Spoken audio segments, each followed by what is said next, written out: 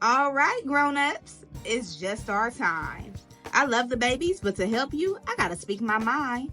This segment's here to help you grow with book reviews, lessons, and things you'll be glad to know. If your little one's restless or looking to play, send them to my other playlist. The read-alouds there will brighten their day.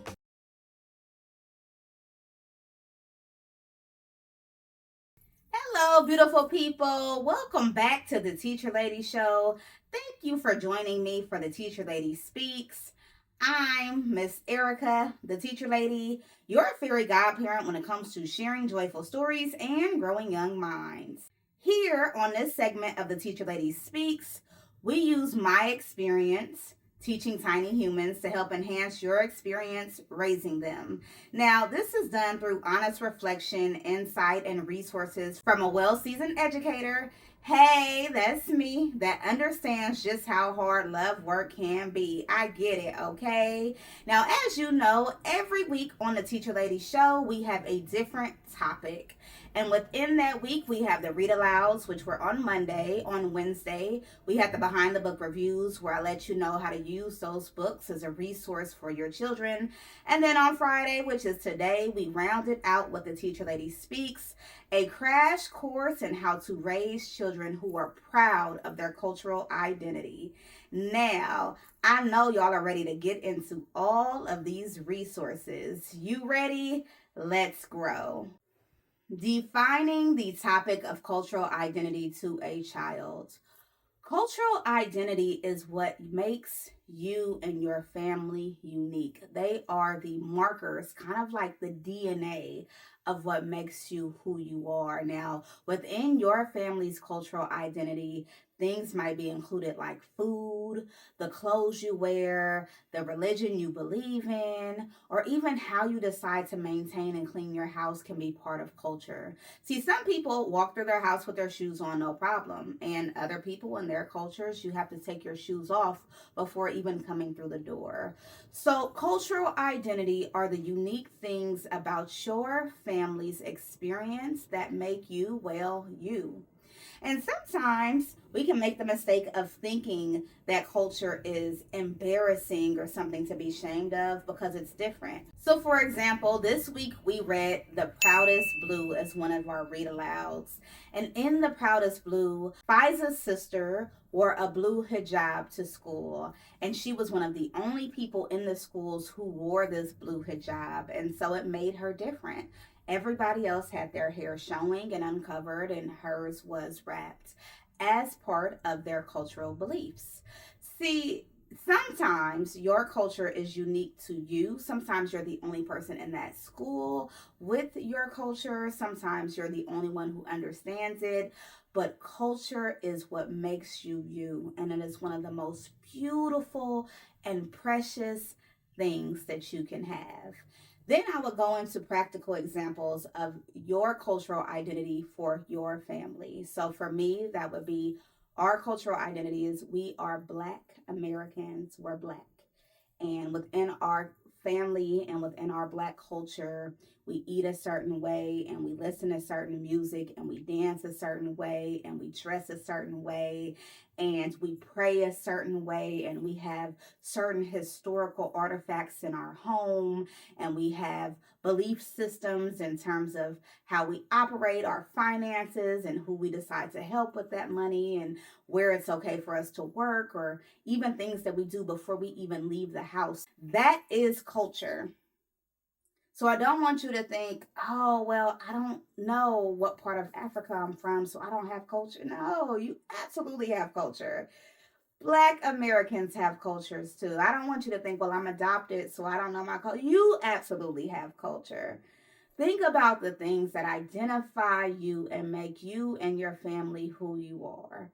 That is part of your cultural identity. If your family every Sunday has Sunday dinner and y'all decide to swim early in the morning and then eat Sunday dinner, and that is part of your cultural identity, even if it has been created for the first time or for that first generation. So, culture are the unique identifiers that make you and your family who you are. And as y'all can tell, I'm a fan. I love me some culture. All right, you ready? Let's keep going. All right, now y'all know every week I compare two states and their school curriculum so that we can figure out what your child might or might not learn on a topic. Now, I always give the caveat that just because state curriculum might say they learned it doesn't necessarily mean they're actually learning it. That's going to depend on how the teacher teaches, how your child learns, and whether or not it was presented in a way that makes sense to them. So just because the state curriculum might say that the topic is taught doesn't necessarily mean that they got it. All right. So we compare the state of California to the state of Texas to figure out what it is that your child might be learning on that topic. In the state of California, we talk and teach children about cultural identity through the historical social science framework and ethnic studies model curriculum. So in kindergarten through second grade, students learn about things like family, tradition, community celebration, and overall how people express who they are to the world. All right, so that's kindergarten through second grade. With grades 3 through 5, we start to explore how cultures contribute to California's diversity and identity and how that shapes belonging. Okay, now in 2021 there was a revamp to California's state mandated curriculum in which we added an element to the curriculum specifically on ethnic studies curriculum. So that's going to require schools to provide learning experiences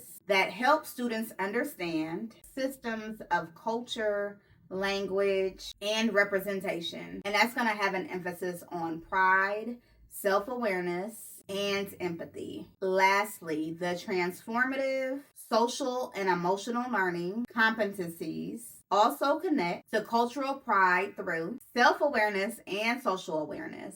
And this encourages students to reflect on both their personal background as well as have respect for other people.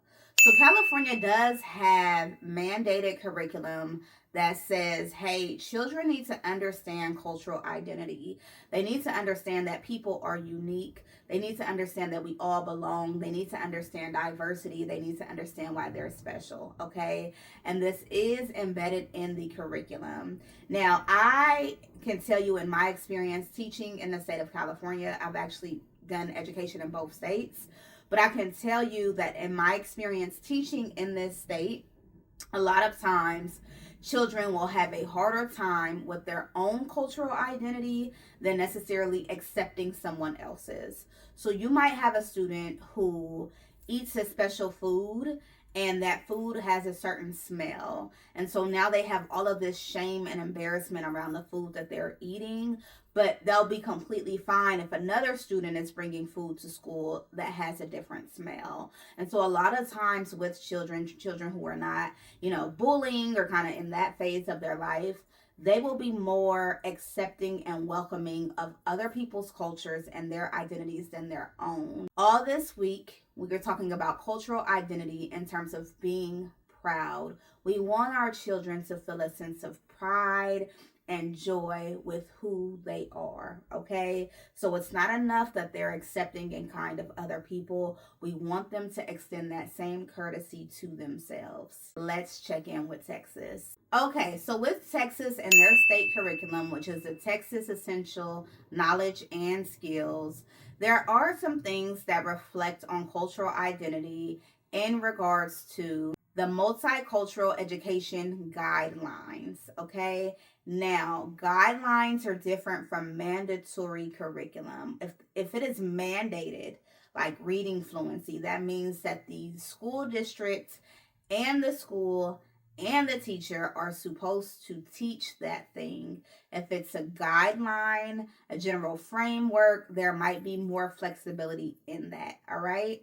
Let's see what they have listed underneath this guideline. So there is not a whole lot in the state of Texas that requires or implements the teachings of cultural identity. Now, there are things in K through second grade that have a focus on things like family customs or like what is normal for different families. So there is some broad and general ideas around that. But even that is very loosely left up to the interpretation of the educator. So there's no telling exactly what they might learn around cultural identity. Now, I will say that Texas does have mandated bilingual education, so for English language learners, which is a bit different from cultural identity. Language is definitely part of cultural identity, but to have pride in your cultural identity is definitely its own curriculum. And so overall, I would say Texas is pretty loose with what they mandate for cultural identity.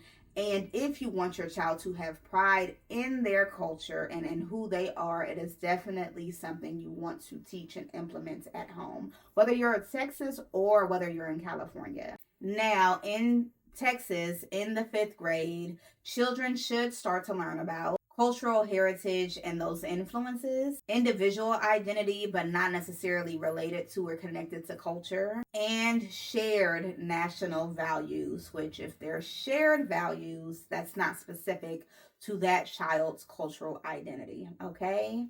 Let's keep going. Now, what Texas also does mention is things like respect, be respectful of other people, be compassionate or understanding to those differences, and integrity and taking general pride in who you are and like the work you put out. But again, nothing specific to children and their cultural identities and celebration around their cultural identity and self-esteem around their cultural identity, which are crucial and critical if you want to raise a child that is truly in love with who they are. So while there is no standalone cultural identity curriculum, self-pride in culture and identity, like while those things are not like explicit, both states have elements where they hint around the subject, and both states have something to get your child at least thinking about who they are as an individual and unique person. Resources when it comes to raising children who are proud of who they are in relation to cultural identity. The first resource we're going to talk about is a resource that's called Teaching Tolerance. Now, this resource is for the grown-ups, but it has so many articles, it has so many activities that you can do, things that you can think about when it comes to how to get your child to be accepting of the differences around them. Now, the reason why I say that is also relevant for Cultural Identity Week is because a lot of times we mirror things. So if you can get your child to be respectful and mindful of the people who are around them, you will often see that that can be reflected within self as long as you're the one to initiate that. So I noticed every time you get on a skateboard and you fall down, you're super mean to yourself and you talk really bad about yourself. But when your younger sister gets on a skateboard and she falls down, you're really kind to her. And I just think that you should be the same way to her that you are to yourself. And so once you go through the teaching tolerance curriculum and some of the resources that they have available, and you're teaching your child to be respectful of the people around them, you can definitely bring it within and make sure that they are doing the same things for themselves, because we should be the first person we truly fall in love with. Seeing the kindness and the compassion and the helpfulness and all of that, and it is external to your child, you want to remind them to bring it in, okay? Let's keep going. The next resource you have heard a few times on my channel, but it is PBS Kids. They have a resource called Identity and Belonging. First of all, I love PBS Kids because PBS Kids is going to touch on a wide variety of topics for young children, but the interactive activities help the child to get it, okay? So when you want to talk about identity and belonging, there are everything from like coloring sheets to games they can play to videos you can play, so that as you are introducing your child to the topic of identity and cultural identity, they have things to kind of help keep their brain working around that topic. So that's definitely something you can check out if you have younger children. The next resource we're going to discuss is called Save the Children Global Citizenship Education. Now, Save the Children is really cool because it is a way for your child to get involved with the things that are going on around them. But it also has a lot to do with self reflection. And so, again, when you're talking about cultural identity, part of cultural identity are the values that your family has. So, as they're going through these activities and these ways to help people around them, you make it clear that we're doing this because part of our cultural identity is recognizing the problems around us and praying about it if that's a part of your cultural identity, donating what you can if that's part of your cultural identity. You can't expect children to have pride in something that they don't understand. So this is an awesome resource just because children honestly need to sometimes get out of themselves and be aware and contribute to the things that are around them. But it is also a very easy bridge to bringing it back to who your family is and what your family dynamic deems as important. Okay, let's keep going. And the last resource that I'm going to share today has to do with whatever your cultural identity is. Find those museums that teach your child more about who they are. Connect with the elders of your community so that your child better understands who they are. Show movies, show videos. It saddens me so much when I do an IEP meeting, which is an individualized education plan for children who are in special education. And in the IEP meeting, you have sometimes the grandparents and the child that we're discussing. And the child that we're discussing and the grandparents cannot directly communicate. They need a translator for them to understand each other because we are losing cultural identity. It is becoming further and further away from reality for us. Individuality is being removed. Sometimes you have multiple cultural identities. We are American. We're also Black. We're also Black American. And so it is okay for you to be American and this and. But the last resource I'm going to give you is making sure that your child understands themselves. Because again, you cannot be proud of something you don't understand. So when I sit in these meetings and you have one generation removed or one generation difference and they can no longer communicate, and sometimes there is this false belief that that helps a child. And when you have a child who is learning a language, you only want to speak one at a time so you don't confuse them. That is a lie. Your family speak three languages, baby, speak all three. They'll figure it out. They will get it. But you do not want to remove the way of communication. Communication is such a huge part of cultural identity. Communication is everything from y'all facial expressions. Like I know in my house, we can give a look and it'll say a million words, okay? Communication is your language. Communication is your body language. So many ways that you communicate through your culture. You do not want to erase that. So the last resource that I can give you is you study who you are, who y'all are alongside with your children. Study the history of who you are. Remind them of the language. And if you don't know the language, if you're the parent that language was removed and your parents speak it and you don't speak it, still normalize the music in that language, movies in that language, subtitles at the bottom in that language. Don't let it die. Don't let your cultural identity and beliefs fall off. Because the reality is, if you don't introduce them, they no longer exist. If for 5 generations y'all been making empanadas and then you decide you're not going to teach your child how to make an empanada, baby, they children don't know how to make empanadas. And that's just going to be that.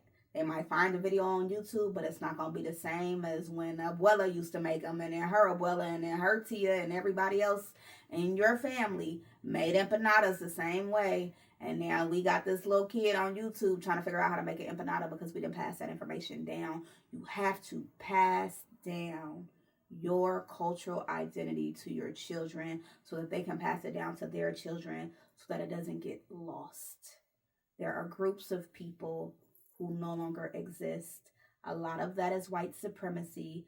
Some of it is the deciding factor that I'm going to stop sharing cultural identity as a way to integrate, as a way to normalize just being American, and we don't want to do that. We want to make sure that our children know who they are. What are those remedies, those medicines, those recipes, those meals, that language, those dances, the ceremonies? How did y'all get married? Really hone in. Let them fall in love with the pieces of who they are so that it is not lost. I see y'all didn't hit a button. You didn't hit a teacher lady button. Let's keep going. Best practices at home. Well, I just touched on a few of them in my last little rant, but one of the best practices is to celebrate your cultural traditions through storytelling, through food, through movies, similar to what I just said. Not only celebrate, but normalize. Normalize your family's dynamic and call it out. Let them know. There is this story here, going my detours, but here there is a story of the mama and the ham. And every holiday season, this family would cook a ham. And one day, a mom is cooking with her child and she cuts off the back of the ham. And her daughter says, "Mama, why you cut off the back of the ham and throw it away?" And she said, "I don't know. Let me call your grandmother." And so she calls her mom and she say, "Mama, why we cut off the back of the ham and throw it away?" And she say, "I don't know. Let me call mama." So then she calls her mother and says, "Mama, why do we cut off the back of the ham and throw it away?" And she says, "Child, because we never had a pot big enough to be able to cook the whole thing." Okay? And I love that story. I love that story because it truly illustrates how whatever you pass down is what will land. And even though the reason of wasting so many parts of this meat for so long was as simple as a pot or a pan, it still illustrates the importance and the beauty of passing down culture. Because at this point, I can guarantee you, I don't care how big the pot is, that family is probably going to keep cooking that ham the exact same way. And a lot of us don't have the privilege of being able to call up our grandparents or what have you, so you can start right where you are. What are the unique things that you do on a day to day that you can pass down to your child, that you can bring them in? All of these are best practices. Okay, let's keep going. The next best practice I want to touch on is around language. So, in even Black culture, we have different dialects, we have different word choices, and all of these things that are truly a part of our language. And with my child, I will teach her what's considered correct. And I got all the quotes because if you know the history of English, there's nothing about English that is correct in and of itself. But I will teach her the proper way to speak English. And then when words come up that, is our version of English, is part of our cultural, the way that we speak, I'll explain that as well. The same is true for your family, okay? Even again, if you don't speak the language, introduce those words, those things. They can be able to say hello and goodbye in your tongue. They should be able to pray in your tongue. They should be able to understand simple concepts. It doesn't take much, but it does take intentionality. And so, if I had to sum up my best practices, it would truly be to embed your family in their cultural identity, from everything from food, language, storytelling, movies, etc. Make it clear that this is unique to your family, and then bring your child into the things that make you unique so that they can be proud of them. Okay? Celebrate that child. They want to go to the grocery store in that traditional garment, and as long as it's not against, your belief system, baby, let them go. Let them wear their hair the same way in the same braid as their grandmother. Let them cook with you in the kitchen so that they understand those parts. Really teach them who they are. And if you don't know who you are, then you got some work to do. Go find that out so you can share it with them. Let's keep growing. When to seek help. When your child is clearly articulating the self hate around themselves, when they won't eat the food that you've prepared, when they don't want to hear the music that is normal to your family, they don't want to participate in community gatherings, when they are trying to embed themselves so much in American culture or in typical culture that they are removing elements of what make your family who they are, it is time to seek help. Now, typically, I would tell you that that help is by way of maybe a school counselor or a therapist and a medical doctor. For this week, I'm going to tell you that that help is by way of you. It's you. It's your neighbors that hold that same identity. It's your church that holds that same identity. This is what we're doing. This is who we are. You make it very clear that there is no workaround. That every Chinese New Year we go on Chinese New Year because that's what we do. We continue on with what makes us unique. And I've had children who hate themselves, who hate their identity, who will go hungry because they don't want to open up that soup because that soup is going to smell different. And the only way to get them on the other side of that, which is pride and joy, is to normalize who they are, because it is normal for your family. Just because the next person don't know how to season a food the way that your family do don't mean it's not normal. It's different. Your family has their own food, their own language, their own culture, their own identity, and there is beauty in that. I will also say, if age appropriate, teach your child why they probably have some self hate around their cultural identity. We live in a country, in a westernized society, that likes to poke a lot of fun at anything that is not typical. Typical is very straight and narrow, very one thing, and anything else is looked at as weird or strange or odd, and historically speaking, has been brutalized, has been attacked. They don't come from nowhere. Their feelings of self-hate around their hair, their skin, their language, that baby, that don't come from nowhere. That comes from media. That comes from America. That comes from our westernized societies of what it means to be normal. It comes from capitalism and what it means to spend money to look different, to be different. And so you're going to have to combat that. They didn't just wake up and hate themselves. They went through life. And life said, baby, that stinks. Baby, that don't look good. Baby, that's nasty. That's not how we do that. Another detour. Native Americans had their own way of education before we did the boarding schools, before these white people took Native children and put them in these horrible boarding schools to teach them how to be civilized.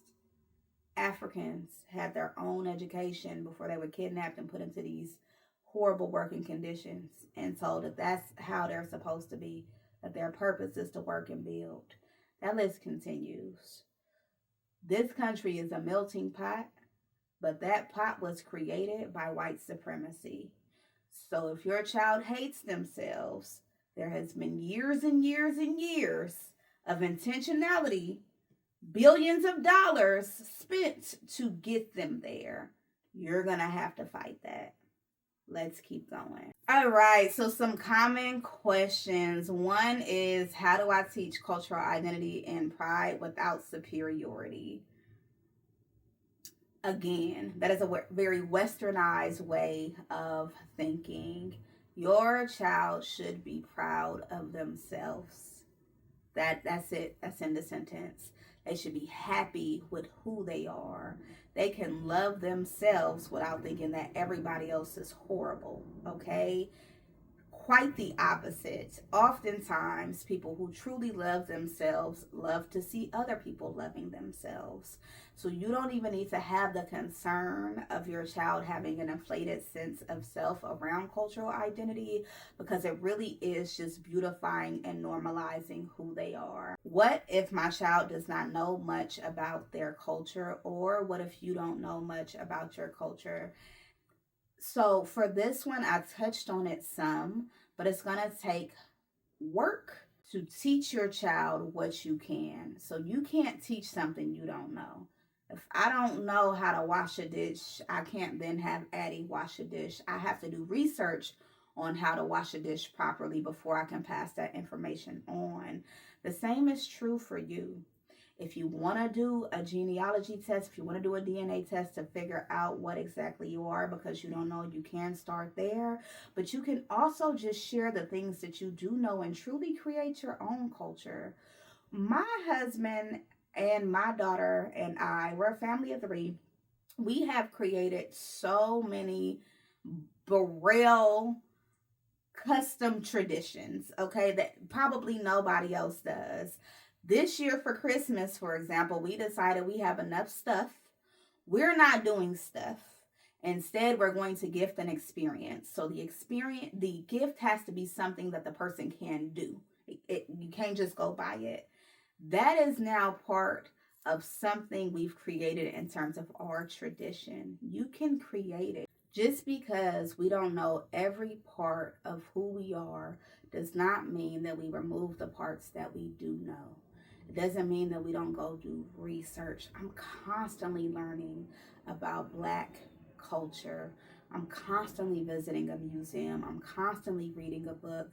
I'm constantly looking at the history of how we got here. I'm constantly looking at jewelry and different decades and how they dressed. I am constantly growing and learning within my cultural identity. And then I share that with my child because being a descendant of enslaved people, a lot of that was lost. But we have so many resources that are powerful. Tools like the library, tools like reading, even different artifacts that are found in museums that I can now really learn and think about what does that mean for me and my family today.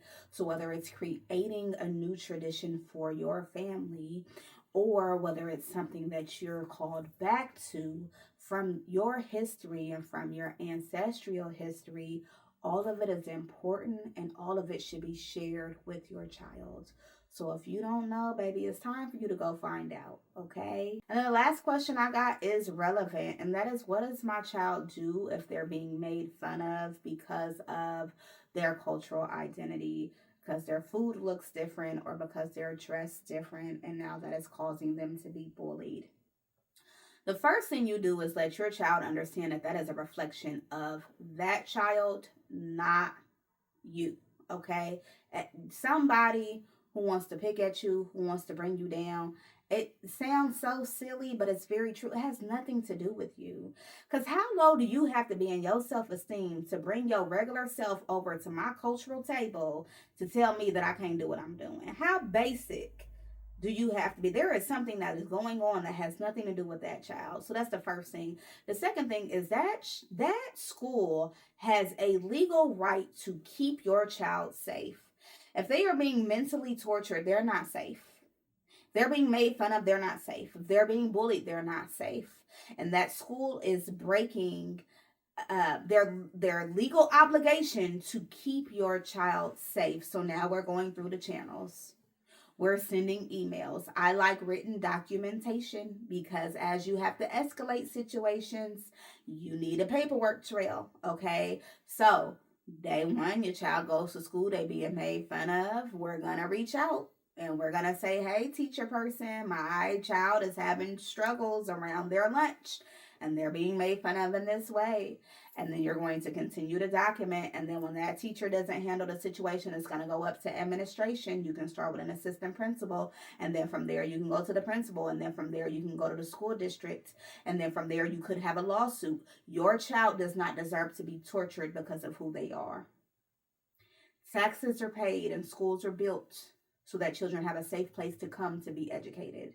And if that is being violated, if their rights are being violated, then it is on you to be the advocate on that child's behalf to make sure that that's not happening. Now, I will tell you that I am also a advocate when it comes to pulling your child.